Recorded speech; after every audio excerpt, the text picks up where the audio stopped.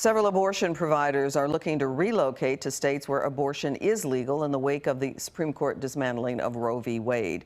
In Texas, Whole Women's Health is closing its offices and moving to New Mexico. Fox 4's Alex Boyer talked to one of their senior vice presidents about that decision. Alex. Yeah, Clarice, that's right. You know, Whole Women's Health is shutting down all 4 of its clinics here in Texas. The organization's vice president tells me that the current landscape makes it impossible for them to continue to operate here in Texas, but they still plan to offer Texas women abortions in the coming months in a neighboring state where it's legal.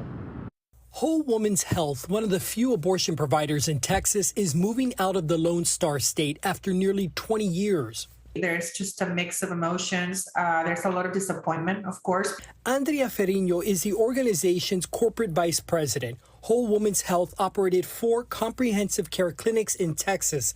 The organization is preparing for the state's trigger law to ban most abortions in the wake of the Supreme Court ruling. It's the intent of these laws that Texas has been passing over the last year or two is to drive abortion out of the state.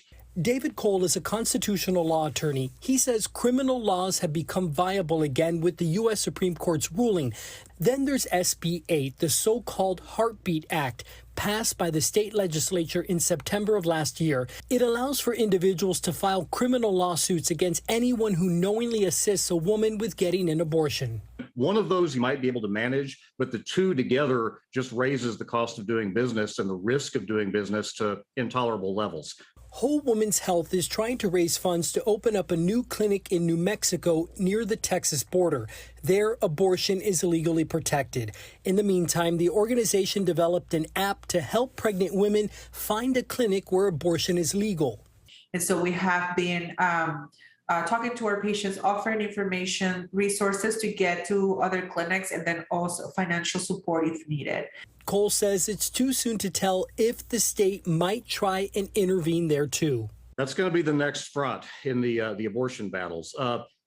Historically, it's been assumed that we as U.S. citizens have a free right to travel without obstruction between the states that make up the United States. It's considered in the law a privilege and immunity of citizenship. Ferriño says Whole Woman's Health remains undeterred. We're moving as fast as we can, and we're hoping that within the next couple months we'll be able to open the doors in New Mexico.